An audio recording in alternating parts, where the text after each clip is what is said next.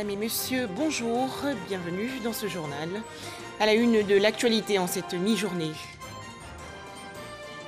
La célébration aujourd'hui de la 28e journée internationale des personnes handicapées. Objectif, favoriser l'intégration de ces personnes vulnérables. En Côte d'Ivoire, quelle action en faveur des personnes en situation de handicap? Le point dans ce journal. Dans cette édition également, la coopération économique entre la Côte d'Ivoire et la Grande-Bretagne. Collaboration satisfaisante. Le gouvernement ivoirien a présenté hier les engagements pris par les deux pays après la signature le 15 août dernier d'un accord de partenariat. Enfin en France, le décès hier de l'ancien président de la République, Valéry Giscard d'Estaing, des suites du coronavirus. Jeudi 3 décembre 2020, c'est donc aujourd'hui la journée mondiale des personnes handicapées. La Côte d'Ivoire compte actuellement environ 500 000 personnes en situation de handicap. Alors comment le gouvernement œuvre-t-il à l'épanouissement de ces personnes vulnérables? On en parle avec Jean Djadji. La 28e édition de la Journée internationale des personnes handicapées, célébrée en Côte d'Ivoire. Plus de 400 000 personnes en situation de handicap sont victimes de préjugés sociaux. C'est l'occasion pour le gouvernement de faire le bilan de ses actions en faveur de ces couches vulnérables, surtout en cette période de Covid-19. Cette année, la crise sanitaire due à la Covid-19 n'a épargné aucun État. Elle a rendu encore plus difficile la situation déjà précaire des personnes en situation de handicap, en réduisant leur mobilité et leur capacité à faire face à leurs charges quotidiennes. L'État de Côte d'Ivoire a pris des mesures appropriées pour soulager ces personnes en situation de handicap dans divers domaines de la vie sociale. En effet, bénéficiaires du Fonds de solidarité mis en place, ce sont plus de 5 000 personnes en situation de handicap qui ont pu bénéficier d'appui. Un peu plus de 1 500 personnes en situation de handicap bénéficient d'emplois décents et durables. En matière d'assistance sociale, il est bon de rappeler le numéro vert 142, Allo Handicap, ouvert au profit des usagers. L'État de Côte d'Ivoire ne ménage aucun effort pour assurer l'insertion sociale des personnes en situation de handicap. 15% de la population mondiale, soit environ 1 milliard de personnes, est en situation de handicap, selon l'Organisation mondiale de la santé OMS et la Banque mondiale. À présent, la page dédiée au coronavirus.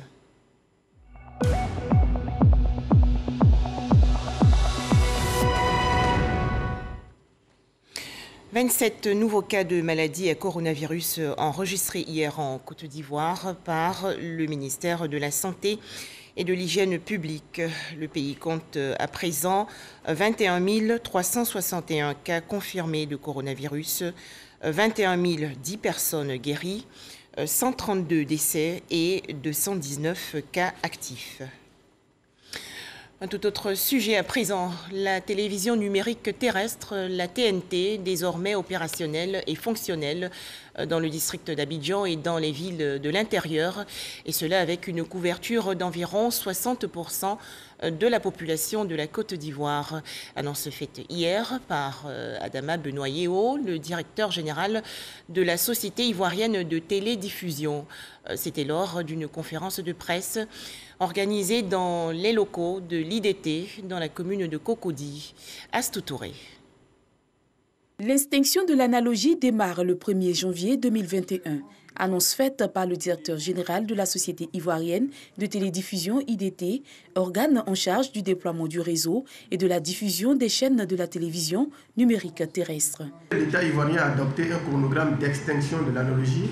Ainsi, à partir du 1er janvier 2021, l'extinction devrait concerner ces différentes villes déjà couvertes par la TNT. Abidjan, Bouaké, Man, Bouaflé, Koro et Kounfao. Et à compter du 31 mars 2020 pour les 29 autres zones de service. Face à la presse nationale, Adama Benoît-Yeo est revenu sur les avantages de la télévision numérique terrestre. la télévision numérique terrestre offre une meilleure qualité d'image et de son, l'accès à plus de chaînes et une multitude de programmes, la possibilité d'offrir des services innovants comme la vidéo à la demande, l'enregistrement des programmes, qui est le catch-up, et d'autres services à valeur ajoutée, la diffusion de plusieurs chaînes de télé sur une seule fréquence, et dans notre cas spécifiquement, nous avons donc RTI 1, RTI 2, RTI 3, NCI, A+ Ivoire, Live TV, 7 Info. Toujours au titre des avantages, pas d'abonnement, c'est gratuit une fois installé. Pas de coupure de signal en cas d'orage. Pour recevoir la TNT dans les foyers, il faut un poste téléviseur aux normes en vigueur, plus une antenne râteau TNT ou un poste téléviseur hors norme, plus un décodeur TNT, plus une antenne râteau TNT. Depuis son lancement le 8 février 2019, une campagne de sensibilisation et d'information est organisée dans le district d'Abidjan et en région. Pour une meilleure appropriation de l'outil, le président du conseil d'administration de la Société ivoirienne de télédiffusion veut compter sur les médias. La TNT est fonctionnelle en Côte d'Ivoire avec une couverture d'environ 60%. Les travaux de déploiement se poursuivent avant la fin du mois de décembre. Les villes de Zoukoube, Bekouefin, Dimokro, Maféré et Grand Laou seront fonctionnelles. Bilan satisfaisant en 3 ans de coopération entre la Côte d'Ivoire et le Programme des Nations Unies pour le développement. Cette collaboration va prendre fin le 31 décembre prochain. Alors pour préparer la période de 2021-2025, le PNUD a organisé récemment un atelier à Grand Bassam dans la région sud du pays. Les explications de Cheikh Koné. En 3 années de mise en œuvre, le programme de coopération du PNUD en Côte d'Ivoire sur la période 2017-2020 CPD a impacté plusieurs secteurs d'activité au regard des résultats présentés. Il s'agit entre autres de 92 000 personnes qui ont eu accès à une assistance juridique ou judiciaire, le renforcement des capacités de 900 fonctionnaires de police et de la protection civile, 21 000 personnes dont 60% de femmes ont bénéficié d'un emploi. Le cycle 2017-2020 s'est focalisé sur 2 axes, le développement durable inclusif et la gouvernance. Le bureau du PNUD en Côte d'Ivoire a contribué à une transformation certaine dans la vie des populations. Cet atelier, la dernière rencontre du genre pour l'exercice 2020, vient clore le cycle de 2017-2020 et ouvre un nouveau cycle, celui du programme, sur la période 2021-2025. Le gouvernement entend associer ses partenaires à la mise en œuvre du PND 2021-2025 et particulièrement le PNUD dans le cadre de son mandat. Vos contributions, chers partenaires, soutenues et efficaces pour la mise en œuvre des différents plans nationaux de développement depuis 2012, font de vous les acteurs de cette croissance dont les effets sont frappants et qui ont permis au gouvernement de conduire plusieurs projets de développement au profit de nos populations. Le CPD 2017-2020 a mobilisé plus de 33 milliards de francs CFA avec l'exécution de 45 projets. Pour la période 2021-2025 qui s'ouvre, les partenaires ambitionnent de doubler cette enveloppe en vue d'élargir les axes d'intervention qui seront bâtis essentiellement autour de la gouvernance inclusive, la modernisation des institutions et la réduction des inégalités. Où en est la coopération entre la Côte d'Ivoire et la Grande-Bretagne? Des négociations sur un nouveau cadre institutionnel d'échanges commerciaux entre ces deux pays ont permis le 15 août dernier la signature d'un accord de partenariat économique. Mais avant la mise en œuvre effective de cet accord intérimaire, le gouvernement ivoirien a présenté hier les différents engagements. Lansné Bakayoko. À cause du Brexit, la sortie de l'Europe, l'accord de partenariat économique avec l'Union européenne ne s'applique plus systématiquement à la Grande-Bretagne. Un vrai problème pour les échanges commerciaux ivoiro-britanniques. C'est tout l'enjeu du nouveau cadre de coopération bilatérale tracé par Yamoussoukro et Londres à travers l'accord de partenariat économique intérimaire signé le 15 octobre 2020. Cet accord permettra donc à nos compagnies respectives de profiter de flux déjà grandissants pour davantage de partenariats dans le futur. Pour s'assurer d'une bonne coopération, le Royaume-Uni a lancé le programme UK Trade Partnerships en début d'octobre 2020. pour accompagner les entreprises ivoiriennes désireuses d'exporter vers notre pays. Entre la Côte d'Ivoire et la Grande-Bretagne, le portefeuille des transactions est composé essentiellement du cacao et ses dérivés, du café, de la banane, des ressources halieutiques, du cajou, des véhicules et même des produits pharmaceutiques. Un éventail appelé à s'élargir via un programme additionnel spécifique. Ce programme, en soutenant des secteurs importants de notre économie, garantira une meilleure appropriation du cadre tracé par ce nouvel accord, traduit le dynamisme du partenariat économique entre nos deux pays. La signature de l'accord de partenariat économique ouvre de nouvelles perspectives dans un partenariat gagnant-gagnant, mais la seule symbolique ne suffit pas pour conquérir les différents marchés. Nous gagnerons ensemble les bénéfices de cet accord parce que la foi et la volonté que nous y avons mises sont le gage d'un espoir certain pour le secteur privé en Côte d'Ivoire et le secteur privé de Grande-Bretagne. En 2019, les échanges de biens entre la Côte d'Ivoire et la Grande-Bretagne se sont élevés à 283 milliards de francs CFA, avec un excédent commercial de 108 milliards en faveur de la Côte d'Ivoire. La Grande-Bretagne importe 23% du cacao ivoirien et 6% de sa banane dessert. Environ 2 milliards de francs CFA de produits contrefaits saisis en Côte d'Ivoire. Vivement la fin de cette situation. Le Comité national de lutte contre la contrefaçon monte ainsi au créneau. Ses membres organisent actuellement une campagne de sensibilisation à l'endroit des commerçants. L'étape de la commune d'Adjamé dans le district d'Abidjan avec Walter Amadou.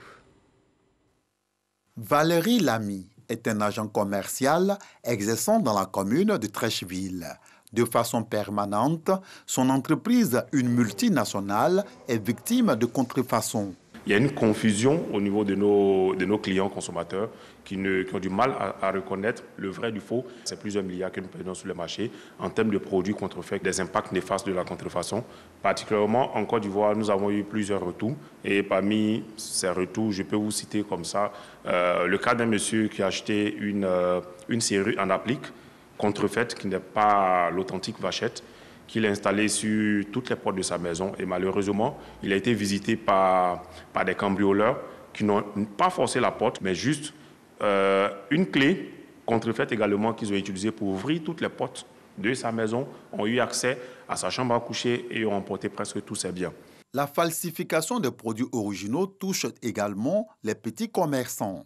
Adjamé, connu pour son marché achalandé, difficile de distinguer les vrais articles des faux. C'est à juste titre que cette commune a été choisie pour le lancement de la campagne de sensibilisation contre la contrefaçon. Ce fléau qui a des conséquences néfastes tant sur la santé des populations que sur les entreprises et même sur l'État.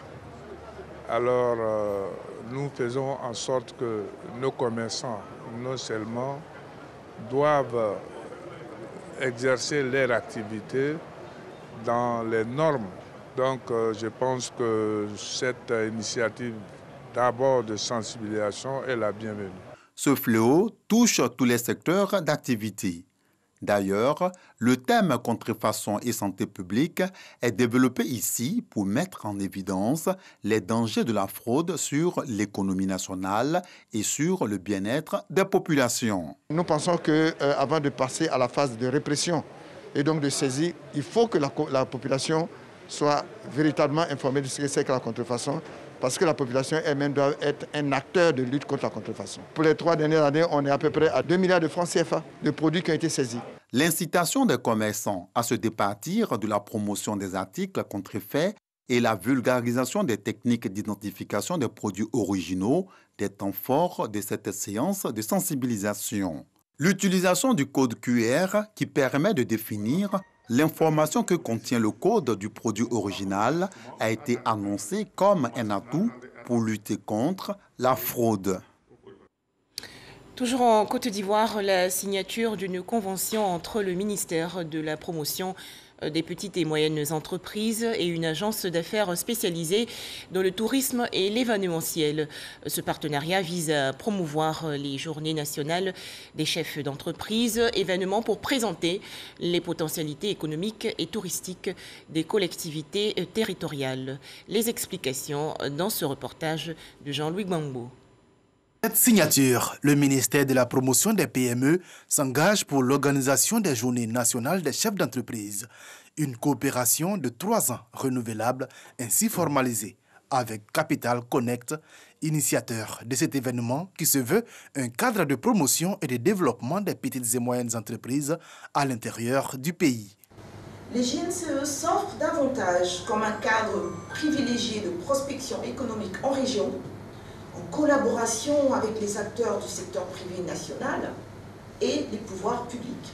Nous envisageons avec beaucoup d'assurance la pleine réussite de ce partenariat qui développera la contribution des PME à la richesse nationale. Promouvoir un développement équilibré sur l'ensemble du territoire face à une concentration accrue des entreprises dans la capitale économique, Abidjan. Une initiative à laquelle adhère pleinement le ministère de la promotion des PME. Cette activité fait partie des activités qui pourront permettre aux PME de l'intérieur du pays d'avoir un creuset de développement. Les 3 premières éditions des Journées nationales des chefs d'entreprise se sont tenues à Korogo, San Pedro et Mans. La prochaine devrait se tenir à Aboasso dans les prochains mois. En Côte d'Ivoire, 500 jeunes bientôt formés au métier de la mer. Une initiative de l'agence Emploi Jeunes en partenariat avec l'Académie des sciences et techniques de la mer. Objectif, faciliter l'insertion professionnelle des bénéficiaires de cette formation. Les détails, Didier Nguessan. Dans 6 mois, 500 jeunes Ivoiriens seront aptes à exercer une dizaine de métiers de la mer. Gestionnaire de stock, chaudronnier, soudeur, cariste ou employés polyvalents des métiers de la mer, ils seront formés à l'Académie régionale des sciences et techniques de la mer. L'agence Emploi Jeunes, administrée par Jean-Luc Quadio, vient de signer une convention à cet effet avec l'académie dirigée par le colonel Karim Koulibaly. Il s'agit pour les 2 parties d'offrir une opportunité d'insertion professionnelle aux jeunes.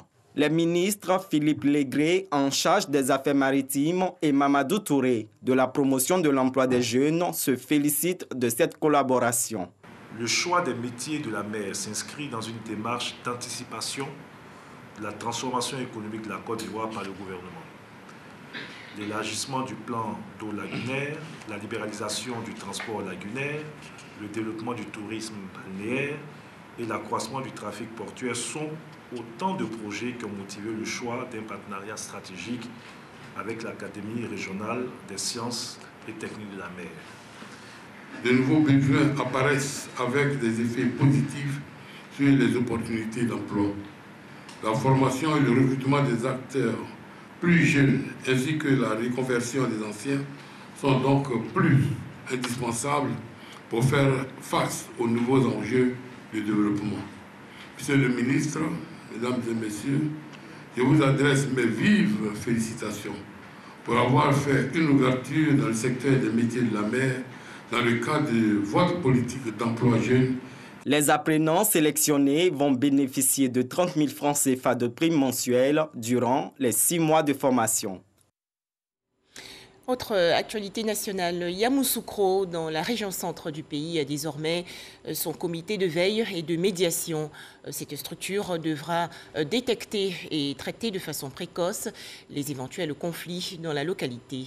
Les explications de Mamadou Kouassi. En remettant l'arrêté de nomination à Nanan Kwasi Konan, le médiateur de la République, Adama Tunkara, installe officiellement le comité de veille et de suivi de la cohésion sociale du département de Yamoussoukro. Un comité dirigé par le chef du village de Kami et constitué des différentes composantes de la société.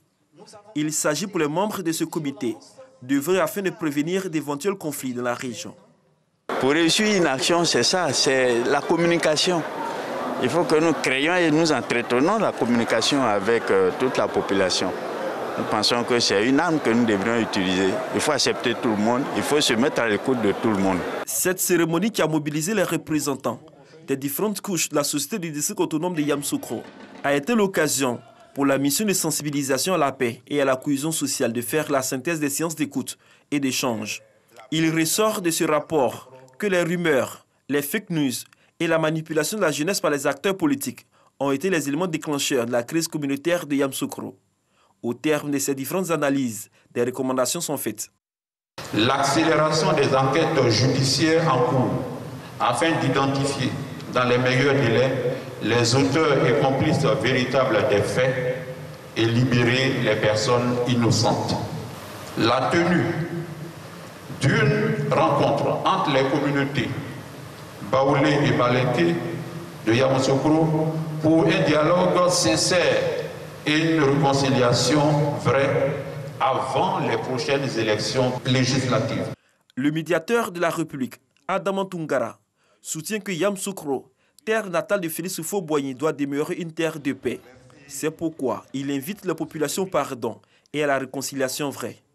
Nos divergences politiques, chers frères et sœurs, doivent s'exprimer dans le respect mutuel et dans la dignité.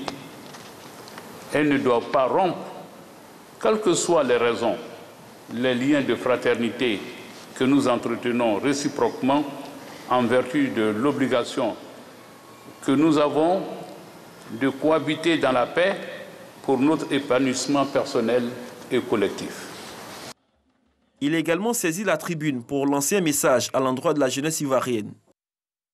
Chers jeunes, votre avenir est largement tributaire du climat sociopolitique de notre pays. Il vous revient donc de dire non à toute forme de manipulation qui pourrait le compromettre. Évitez de vous engager dans la voie de la violence dont vous serez évidemment les principales victimes. Cette rencontre publique marque le début d'une série de visites et d'échanges avec les communautés des zones frappées par les crises communautaires lors de la période électorale. Après Yamoussoukro, cap sera M. Bangolo le vendredi prochain. Restons dans la région centre du pays et direction à présent Brobo. Le sport et la musique, deux moyens pour sensibiliser les populations à la paix. C'est une initiative de la jeunesse communale. Les précisions dans ce reportage de Soro Corona de RTI Bouaké. Le sport, facteur de rassemblement et de cohésion. La musique, facteur d'intégration sociale et de renforcement des sentiments d'appartenir à une même communauté. Ce sont ces deux notions que la jeunesse communale de Brobo, localité de la région du Béquet, utilise pour promouvoir les valeurs de paix, de cohésion sociale, du vivre ensemble et du rassemblement. En effet, Brobo a connu des violences avant, pendant et après la présidentielle d'octobre dernier.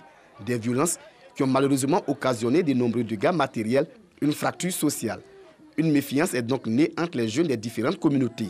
À travers ce tournoi des maracana féminins et masculins et ce concert, la jeunesse a décidé de tourner dos à la violence afin de promouvoir les valeurs de paix, de cohésion et d'union. Nous avons des personnes qui nous aidaient hier, qui sont tombées, qu'on ne verra plus jamais. Parce que nous n'avons pas mieux compris l'histoire et nous n'avons pas mieux compris les uns et les autres. Les gens ont essayé de nous amener à la guerre et ça n'a pas marché. Les gens ont essayé de nous diviser et ça n'a pas marché. Regardez comme vous êtes nombreux. Regardez comme c'est joli à voir quand nous sommes unis dans la paix et dans la cohésion. Avec la paix, on peut danser. Avec la paix, on peut chanter. Avec la paix, on peut travailler. Avec la paix, on peut construire. Donc, ensemble pour la paix. Pour les initiateurs, il n'y a eu aucun vainqueur au cours de ces compétitions sportives. Bien au contraire, le grand vainqueur est la commune de Brobo qui renoue avec la paix. Cette journée dédiée à la paix et à la cohésion sociale a pris fin par un dîner partagé par de nombreux leaders de jeunesse de la région de Béquet. La Côte d'Ivoire, bonne élève en matière de lutte contre la patridie. Le Haut Commissariat des Nations Unies pour les réfugiés, le HCR, a en effet salué récemment les actions du gouvernement ivoirien. Franck Quadio. Angèle Diossou, la représentante résidente du Haut Commissariat des Nations Unies pour les réfugiés UNHCR, dans les locaux du ministère de la Solidarité, de la Cohésion sociale et de la lutte contre la pauvreté. Elle est venue échanger avec la ministre Mariatou Koné sur 4 questions essentielles: la demande d'asile, le retour et la réintégration des exilés ivoiriens, les déplacés internes et l'apatridie. Sur la dernière question, justement, l'autorité onusienne a félicité le gouvernement ivoirien. La Côte d'Ivoire est le premier pays en Afrique qui a adopté des mécanismes juridiques pour la détermination du statut à l'apatridie et a prévu même le recours. Donc l'instance là, il y a un mécanisme de première instance et un mécanisme de deuxième instance. Et en ces termes, c'est le premier pays de l'Afrique et le 3e pays pour tout le monde entier. Et ce qui a été fortement acclamé par notre siège, par notre bureau régional à Dakar. Le 12 novembre dernier, la Côte d'Ivoire marquait son désaccord par un communiqué télédiffusé sur les chiffres des réfugiés ivoiriens avancés par l'UNHCR. Bien qu'ayant déjà abordé la question par échange téléphonique, la rencontre a été aussi l'occasion pour les 2 autorités de faire des mises au point. S'agissant de la crise présidentielle 2020, avec le HCR, nous avons discuté des malentendus qui a issu des chiffres, parce que des chiffres ont été communiqués qui ne sont pas des chiffres qui correspondent à la réalité. Et la Côte d'Ivoire a clairement manifesté son mécontentement. Et je crois que nous avons également parlé de cela et elle vous a bien répondu que très bientôt il y aura d'abord la représentante du HCR au niveau régional sera en Côte d'Ivoire. Il y aura des activités, réunions de haut niveau sur cette question. Notons qu'après avoir salué l'hospitalité ivoirienne, la représentante résidente de l'UNHCR a annoncé le départ prochain de la Côte d'Ivoire de 2400 réfugiés, essentiellement des Congolais et des Centrafricains. En image, l'actualité au Sénégal avec le procès de 3 hommes accusés d'avoir fait embarquer leur fils dans une pirogue en partance pour l'Europe. Doudou Faye, l'un des jeunes garçons âgés de 14 ans, est décédé en octobre dernier en mer. 2 ans de prison ferme ont ainsi été requis à l'encontre des 3 pères accusés. Enfin, le décès hier en France de Valéry Giscard d'Estaing, 94 ans, des suites du coronavirus. L'ancien président Valéry Giscard d'Estaing a dirigé la France de 1974 à 1981. Les précisions de Gabriel Lezani. Valéry Giscard d'Estaing, désigné par ses initiales VGE, est né le 2 février 1926 à Coblence en Allemagne et est mort le 2 décembre 2020 à Autun en France à l'âge de 94 ans des suites de la Covid-19. VGE a été le plus jeune président de la France à 48 ans, de 1974 à 1981. Sous son septennat, Valéry Giscard d'Estaing met en œuvre d'importantes réformes législatives avec pour objectif d'adapter la législation à l'évolution des mœurs et des réalités sociales. Il fait voter la loi instaurant le divorce par consentement mutuel et pour rupture de la vie commune. Il permet la dépénalisation de l'avortement, encadrant l'interruption volontaire de grossesse et autorisant l'interruption médicale de grossesse sous conditions. Mais au-delà de tout, Valéry Giscard d'Estaing a affiché une longévité politique record. Après avoir été battu par François Mitterrand le 10 mai 1981, Valéry Giscard d'Estaing siégeait depuis 1981 et à vie au Conseil constitutionnel. En tant que chef de l'État, il était également membre de l'Académie française depuis 2003. Ce fut un président ouvert aux réformes des sociétés en France comme en Afrique, ce qui lui a valu d'ailleurs le nom de Valéry Giscard d'Estaing, l'Africain.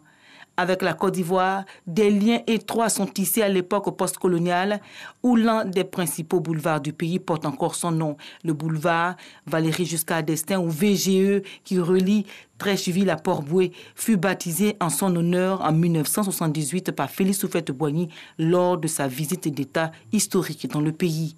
Dans la foulée de ces relations africaines, l'on retiendra celle entretenue avec la Centrafrique via Bokassa et le scandale des diamants qui viendra entraver sa réélection. Voilà, vous pourrez revoir ce journal sur notre site rti.ci. Merci de nous avoir suivis.